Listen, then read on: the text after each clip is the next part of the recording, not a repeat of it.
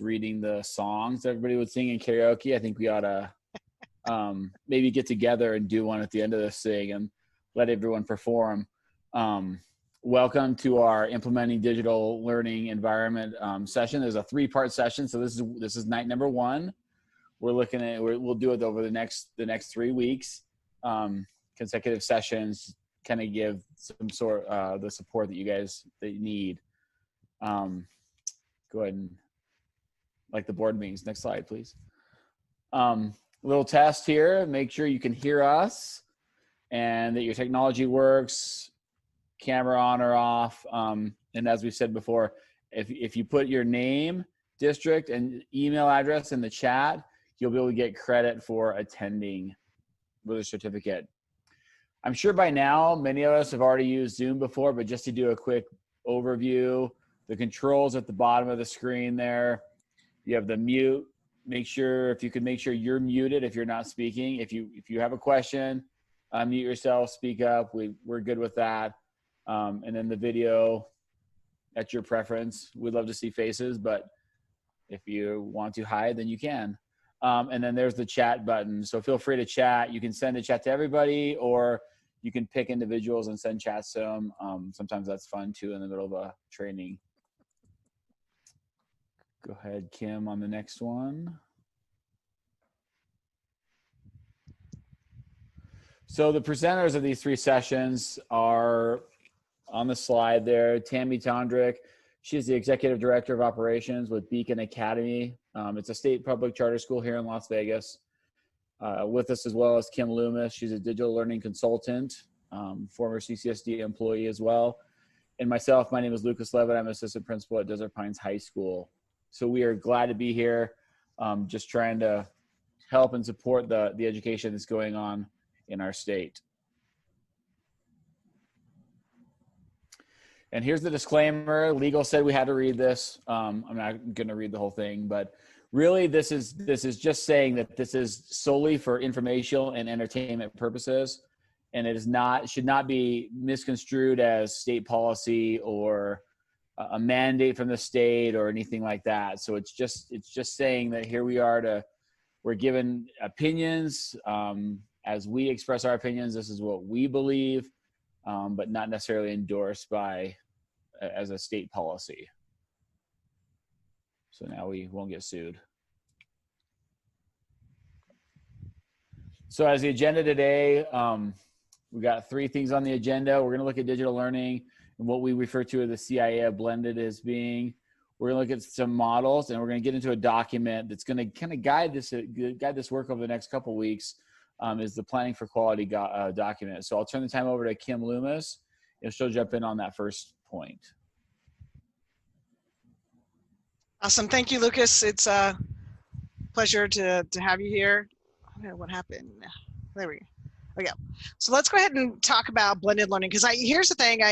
Some of you, and you can go into chat. So some of you are going to be doing some face-to-face learning. Some of you are going to be doing some virtual learning. Some of you are going to be doing what we would call some hybrid learning, a little bit of both.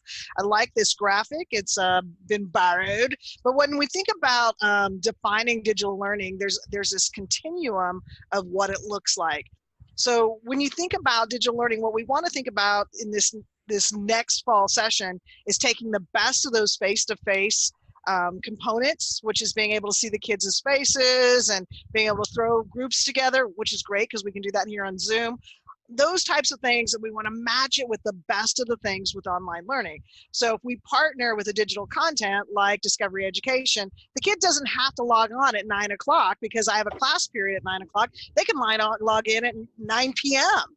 for that matter, right? So keeping in mind that as we define digital learning, it's a spectrum from our blended learning all the way across to fully online and everything in between. And today we'll talk a little bit about what that might look like in your building and how that's going to come about.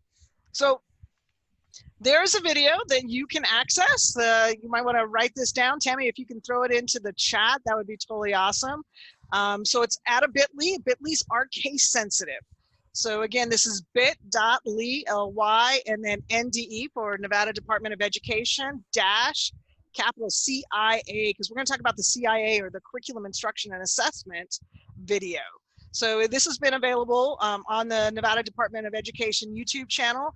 And in that video, it's about a 25-minute video. You're welcome to watch it. You're welcome to share it with your staff, share it with your peers. It talks about how to work in this digital learning environment. And what we kick off with is how we define blended personalized learning. You'll notice that there are 3 icons in this slide. There's a teacher with its nice beating red heart. There's the technology as well as a student. And as we move forward, I want you to focus in on those 3 things. When we move into a digital learning environment, it needs to have all 3 of these components. I like to say a 1/3, 1/3, 1/3. 1/3 of the time the teacher is going to lead, 1/3 of the time we're going to release to our students, and 1/3 of the time we're going to let release to our technology. But you know, I'm a former math teacher, and so I like to make things simple. Clay Christensen did bunches of research, and they defined blended learning. And what I did here is I just tried to put it in very simplified terms. If we can take the wisdom of your teachers, I mean, they are so smart, guys. You and I know that some of them even have master's and doctorate degrees. They're super smart. They know all kinds of stuff about our standards and about where kids normally fall behind and where kids have misconceptions. They've been there. They know what's the wisdom of that classroom, and we want to add it to the intelligence of the technology. Now, I'm not saying that technology is smarter than teachers, but it's definitely not taking homework home on the weekends. It's a bunch of 1s and 0s, and it can grade papers really, really fast. Now, keeping those 2 together, the wisdom of our teacher and the intelligence of our technology, we can create personalized learning spaces for each and every one of our students. And that's where we personalize the learning. Now, oftentimes people get stuck up on the whole pace thing. I'm a big fan of minimum pace, saying that at the end of this class period or the end of this day or the end of this week, everybody needs to have lesson 1, 2, 3, 4 done, you know, have that minimum pace. But when they say kids have their own pace, that might mean that Tammy's on a video while I'm on a Google Doc and Lucas is over there talking to his friends when we're all doing the same science lesson, right? We're all doing the exact same lesson that has to be done at the end of the period. But again, Tammy's videoing, I'm on a Google, and Lucas is talking to their friends, and we're all going to get there, but we're doing it at a different pace. So oftentimes people get hung up on the pace. Don't get hung up on the pace, right? So what we're going to do here is we're going to talk about the CIA of blended. And when you spend a little time with the video, it'll go into a little bit more explanation on the CIA of blended. But you and I know that curriculum, instruction, and assessment is the foundation of every classroom. I don't care if it's a virtual classroom, a blended classroom, or a completely traditional classroom. Curriculum and instruction and assessment are the foundations. But when we talk about the digital world or the blended environment, we're going to put some qualifiers in front of curriculum, instruction, and assessment because we want to balance that 1/3, 1/3, 1/3. 1/3 of the time, we're going to let the digital lead. 1/3 of the time, we're going to let the teacher lead. And 1/3 of the time, we want that spiky head kid to lead, right? So we're going to say digital curriculum. We're going to want to release some of the learning to our digital partners. Guided instruction. So instead of being the only person that's delivering instruction, we want to guide that instruction, right? So we want teachers doing small group, whole group, releasing to Quiz Trade or World Cafe, or even you know, some of those great opportunities for kids to engage with each other, right? They're guiding that instruction. And that's where the authentic assessment comes in. That's where we want the kids to engage in that peer-to-peer, really getting down into the 4 C's. Anyone out there know what the 4 C's are? Jump them into the chat. What are the 4 C's?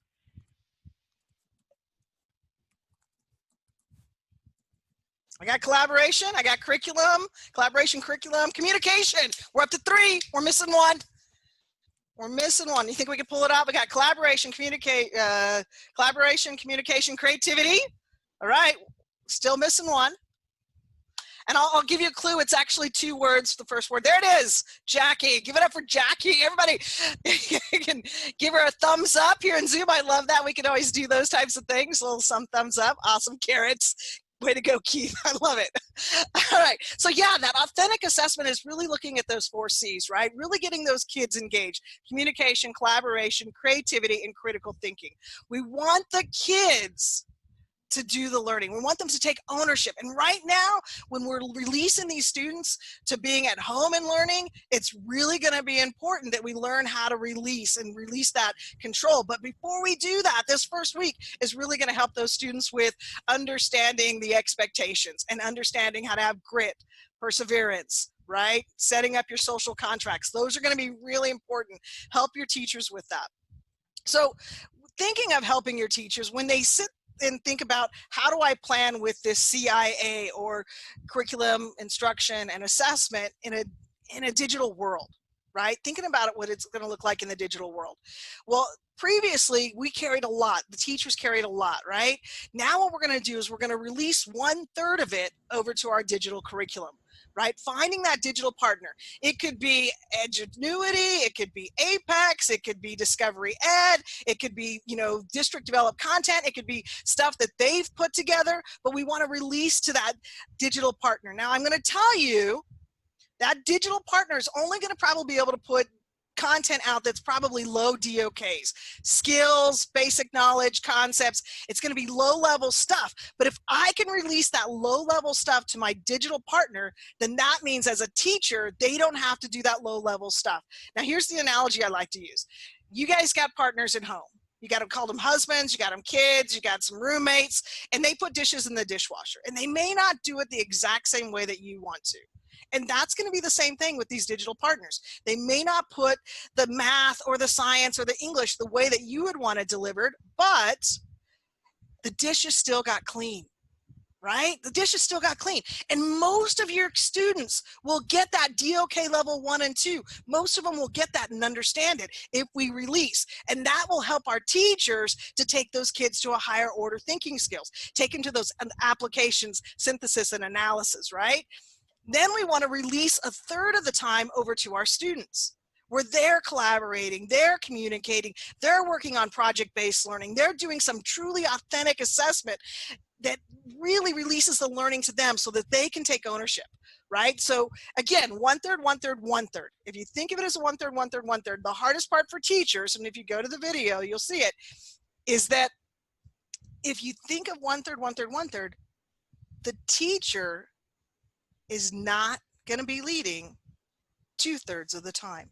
And that's the hardest part for teachers right now, is understanding I have to release. And in this environment, they're really having to release, right? So we have to understand that that control has to be released. So help them with this 1/3, 1/3, 1/3. Please have them watch the video at bit.ly at NDE-CIA video. It's a great one. Actually, there's a whole 5 videos in there for the teachers. It starts with CIA, then it goes deep into how to partner with digital, and then it goes into guided instruction, authentic assessment, and even lesson planning. So take some time and actually share that with your staff. So think of it this way. It's a triple Venn diagram. 1/3 of the time, we're going to release stuff to digital content. We're going to take the data from our digital partners, right? Even if I borrow Khan Academy and I partner with Khan Academy, I as a teacher get data back. Right? Even if I partner with Discovery Ed, I as a teacher are going to get some data back. I want to use that data so that I can then figure out who needs intervention, who needs help, right? And I can push those kids to DOK levels 3. And sometimes I'm going to have to do intervention and come down and help with down in DOK levels 1 and 2. But then I want to extend the learning to authentic assessment and get those kids into those 4 C's, right? Get them down into those 4 C's, get them into communication. I know it took us a while to get them all. Critical thinking, creativity, and collaboration, so that the kids can show us that they've mastered the curriculum, right? So this is just a nice big visual. Take the time to go see the video, share the 25-minute video. There's, like I said, there's more parts to it. Now I want to do some breakouts. I want you guys to start thinking about how this can work in your classrooms and at your school. So here's our questions. How do you create an engaging learning experiences for students? And what resources or structures you as leaders that you need to establish and use as we move to these new digital environments? So Tammy, you want to talk to them about the Google Doc? I'm going to let you carry here. Sure.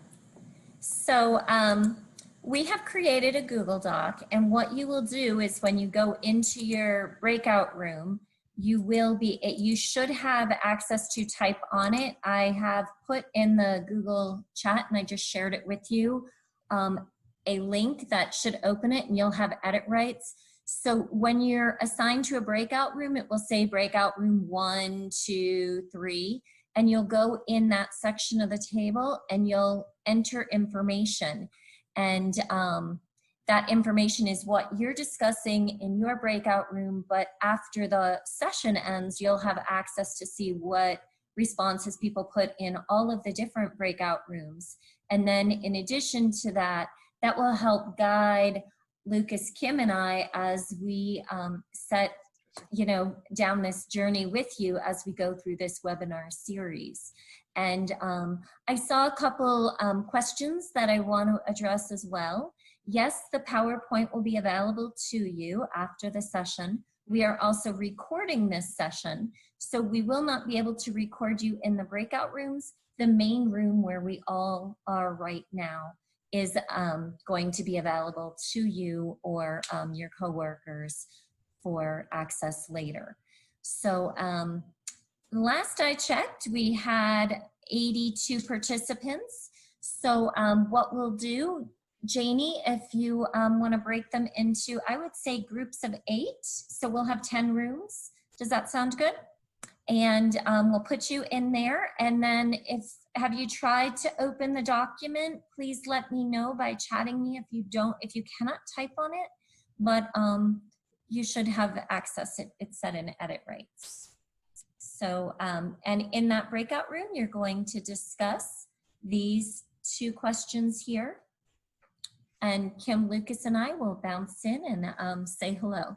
Welcome back, everybody. Welcome back. It's nice to see everyone. So I got lots of ideas that came through on the sheet. I don't know if you guys went ahead and pulled it up. It was a great opportunity to see what others were thinking. Give me a thumbs up if you can see the slide deck. These were the 2 questions. I want to make sure that everybody's seeing the same thing I'm seeing. All right, so also next to your name, you have the yes and no's and a little bit of interactivity that's go in there. Hey, did anybody get any good ideas when they were in their rooms? Kim, it's Keith. Awesome. We were Love it. We had just gotten into Kim talking about how to build relationships with kids online. And I think there was a lot of, we were just starting to get into that. Can you speak at all to some good ways in the digital world to really try to build relationships when you're on a computer screen that's, you got 50 people on it potentially, and that'd be great. Yeah, sure. If you have any ideas. I definitely do. So one of the first ways you think about, the CIA of Blended, we talked about, the big part of it. I always tell people that the core business of schools is relationships and learning. And you notice I put relationships first, right? Because kids don't want to learn from somebody that they don't trust, they don't like. So it becomes really important for us, like you said, to deal with that relationships. So the first biggest part about relationships is they have to see your teachers, right? So anytime your teacher could put together a 5-minute welcome video and ship it out every week, they need to see and hear their teachers. That's going to be important. And it doesn't always have to be live. It can be a video, and that's going to be really important. The other part that's going to build relationships is immediate feedback. I will tell you, nationwide, there was a survey that just went out, and it talked about what did parents feel that they didn't like that happened in the spring. One of the things that they felt is they felt that there wasn't enough communication. That was their number one thing. But you and I know we were in emergency remote. We didn't have the opportunity to do a whole lot of communication. Every day was just survival mode. But what's going to be important for your teachers is make sure that they are communicating with their students. Now, at the virtual school, we had 2 rules. If a kid reached out to you with a question, you needed to have a response to that kid within 48 hours. Usually 24, but 48 was the slowest that we would want. If a kid turned in work, and this is a nice thing about having technology, it can flip the auto grades real quick, but if there's one that's, that has to be on a rubric, and I love Canvas because it's got speed grader, even your Google Classroom has a rubrics that you can set up. We need to give kids feedback because that was the number 2 thing that they said was there was not enough feedback in the spring. And the number 3 thing was they didn't get enough teacher time, right? So building those relationships are going to come with seeing, hearing, and reading your teacher's words. right? So that's how you're going to build those relationships. And you as an administrator need to model that. So a great way I like to model it when I was an administrator is I used to put 5 thank you cards on the end of my desk every Monday. And by Friday, those thank you cards needed to be out to somebody in my staff.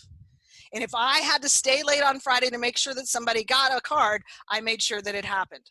Right? So you want to build those relationships. Our kids need to say thank you and use their names a lot, because the sweetest sound to anyone's ear is their own name, right? So help your teachers, remind them to use names and thank the kids. All, you know, the visuals are going to be so important. I do 3 a week. I love it. I love it. All right. So thank you for the question. That was a great question. I want to talk about the 3 different models that we're going to see across the state. So some schools have decided that they're going to go blended. Kids are going to come in 5 days a week and they're going to get a blended learning environment as they typically will. But they'll need to partner with digital content, because somebody in their home might get sick, the kid might get sick. And if I don't have digital content to give this kid, oh my goodness, they're going to go without. So that's why it's so important to have 1/3 of your curriculum be digital content. Be a partner that you can release that DOK level 1 and 2 so that the student doesn't miss out, right?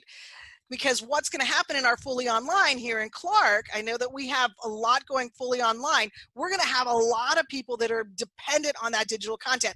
But I got to tell you guys, I was a virtual high school administrator for years, and asking teachers to develop lessons day in and day out and day in and day out over and over, not only develop them and curate and put things out, but then teach is surely asking a lot. So that's why you want to partner with somebody. And I don't care if it's an OER, an open educational resource like Khan Academy, or if it's, you know, a vendor product like Edgenuity, or Edmentum. I mean, it really doesn't matter, but you want to partner with somebody who can help you with that DOK level 1 and 2 so that your teachers are not having to carry the entire load. And you know, we're going to have kids that are going to move in and out, because some of our districts are going to go to a hybrid model. I believe Washoe, they're going a 2-3. So one day they're in, one day they're out, one day they're in, one day they're out.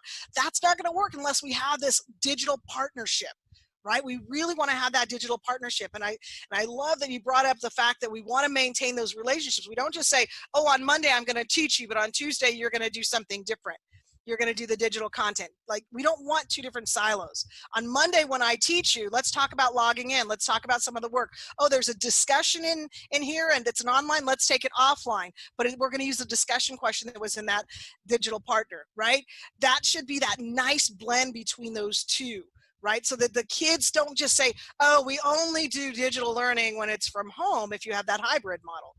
So think through, what is it going to look like in your building? And that was a great question, Trent. I appreciate you bringing it up. I've got questions for you.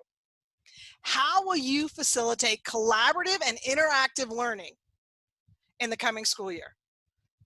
Think about that. How will you, as an administrator, help facilitate collaboration and interactive learning in the coming school year? And the second question we have here is, what structures or routines do you need to establish now that's going to allow movement, especially if you have one of the blended or a hybrid and you have to go fully online, because a lot across the nation, everybody's moving to fully online because the pandemic went bad.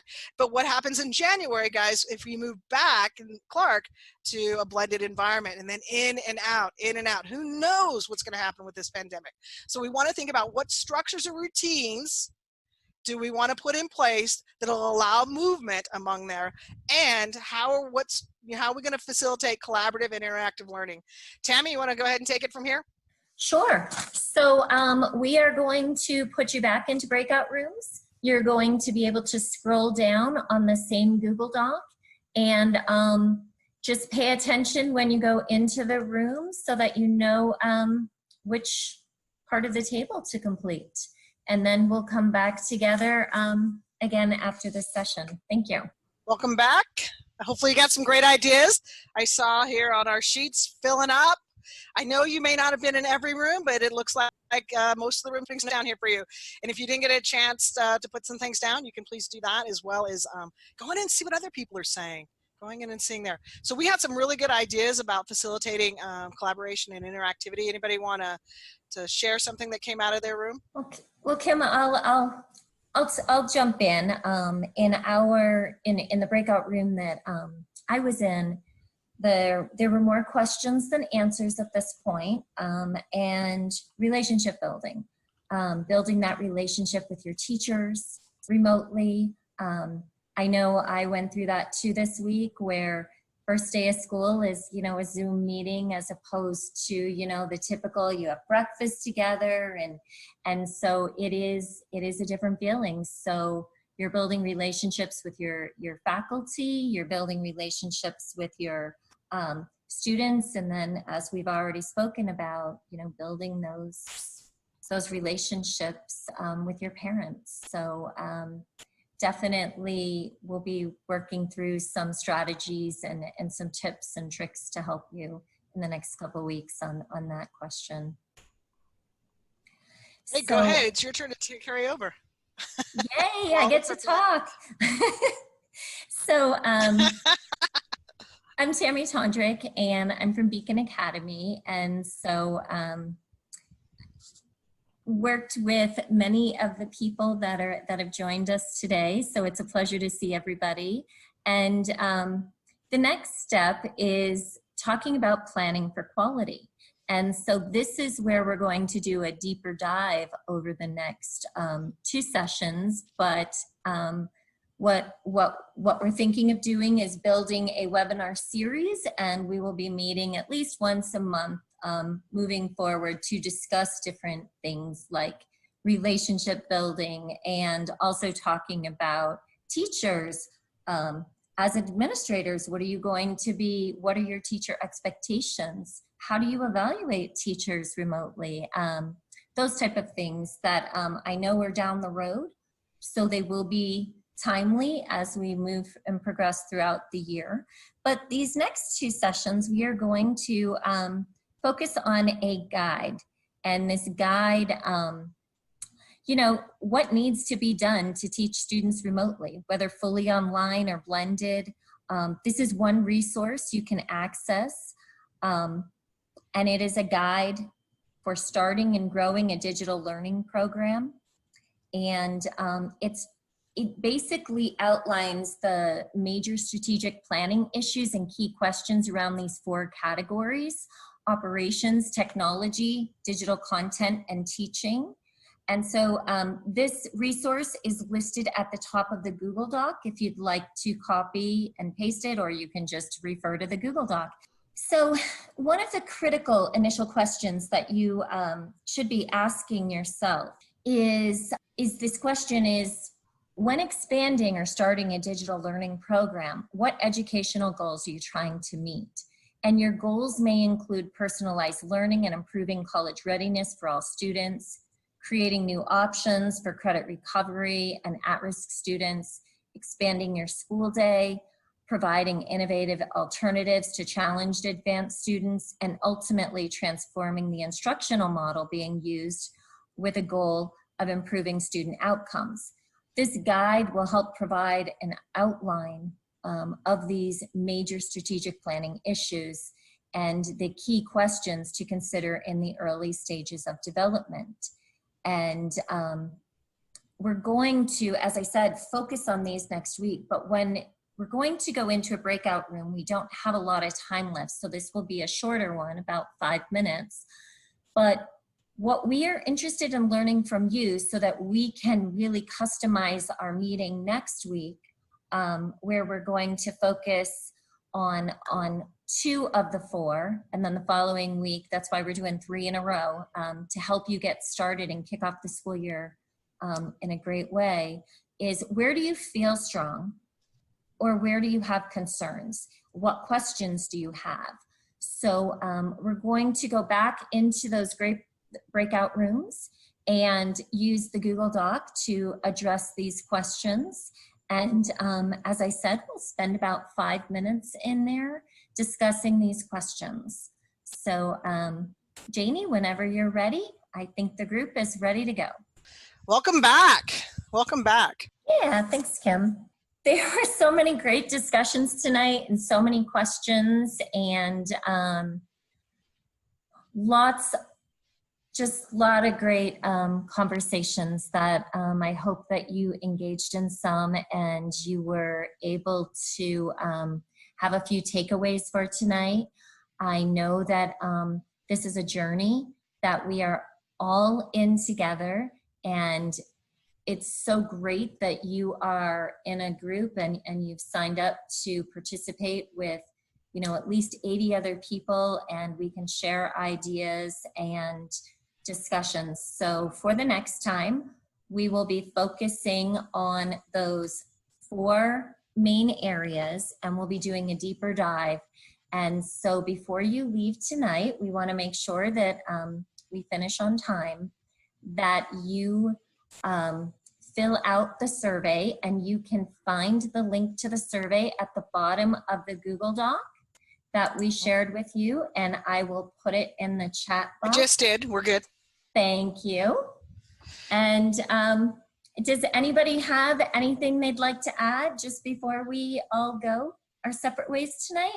Can I have Cindy talk a little bit about our website while she's here? Oh, that's a great Janie? idea. Yeah, I would love to. Thanks, Kim. So we encourage all of you to go to nvdigitallearning.org. And if you scroll down to the bottom, you can subscribe. So every time a post or resource is put up, such as this lovely recording that you'll be able to get a notification. And so you can go out there and you can find infographics, video, how-to tutorials, all kinds of resources for you, for your staff, for your students, and for your parents, your families. So please do that. We encourage you to do that. All right. Thank you. Thanks, everybody. It has been a pleasure, guys. I really appreciate you being here. Wow. We had like almost 100 people tonight. That was totally awesome. Hopefully we'll see you next Thursday night. There will be a happy hour coming up. I noticed that Janie posted in the webinar it'll be there as well. So next Thursday at 4 o'clock, and then the following Thursday. Next Thursday will be operations and technology. Lucas will get to do a lot more talking then. Sorry, Lucas. I know he stepped out early. And then our last Thursday, we'll talk about digital content and teaching, guys. Thanks again for coming. Have a great week. Good luck.